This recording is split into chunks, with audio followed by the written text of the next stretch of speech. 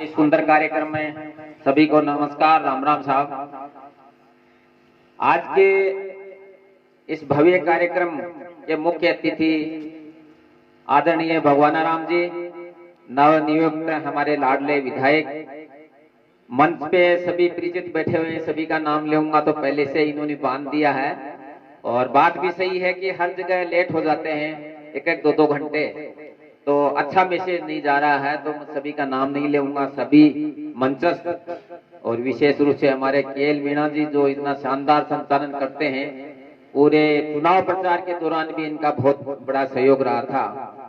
और मैं मेरी तरफ से पूरी भगवानाराम जी की टीम की तरफ से इस जहाज का और मावता का विशेष रूप से धन्यवाद करना चाहूंगा। और इसके लिए आप सबके लिए एक बार जोरदार तालियां चाहूंगा। मुझे याद आ रहा है कि 2008 की बात है, आप सब लोग बैठे हुए हैं, पैप जी हैं, बहादुर जी हैं, रामोतार जी हैं, सुरेश जी वगैरह, यहीं आपके बोधा मोड़ पे मीटिंग चल रही थी जब संघर्ष मेरे और विजेंद्र जी के बीच में टिकट का चल रहा था। और उसी दिन मेरे माता जी का स्वर्गवास हो गया था, उसके बावजूद भी मैं यहाँ से चला गया था। उसके बावजूद भी इसी तरह के लोगों ने, आप सब लोगों ने, जो भी आए हुए अतिथि थे, सबका मान सम्मान किया और धन्यवाद ज्ञापित किया। तो मेरे ऊपर तो इतना बड़ा एहसान है जिसको मैं कभी भूल नहीं सकता।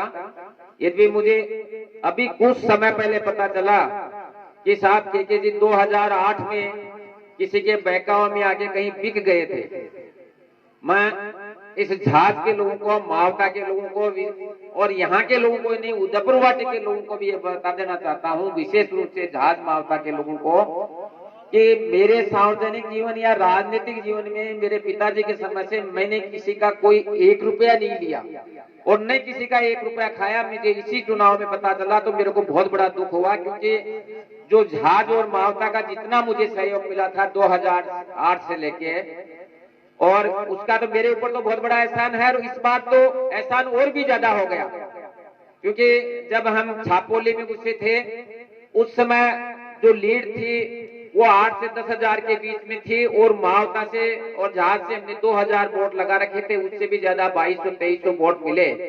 तो इसके लिए भी आप लोगों का सबका धन्यवाद, एक बार सबका जोरदार ताली से स्वागत करना चाहूंगा। अब मेरा तो ज्यादा नहीं बोल करके आप सभी लोगों से यही आग्रह है कि 36 कौमों के सहयोग से जो 25 साल पहले हमने एक मुहिम शुरू की थी कांग्रेस के लिए, और उस समय शिवनाथ सिंह जी गिल साहब जीते थे, और 25 साल के बाद में हमें एक खुशी मिली है, एक जीत मिली है। ये भगवानाराम जी की जीत नहीं है, ये आप सब 36 कौम के लोगों की जीत है। तो उसके लिए भी मैं आपको धन्यवाद और बधाई देता हूँ। लेकिन इस जीत को कंटिन्यू हमारे जो भी 36 कौम के साथी जिन्होंने सहयोग दिया या नहीं दिया है, उनका तो हमें सहयोग करना ही है। लेकिन उससे पहले जिन्होंने सहयोग नहीं दिया, आज वो हम लोगों से जुड़ रहे हैं, तो उनको भी हमें साथ लेके और एक टीम भावना से काम करना चाहिए।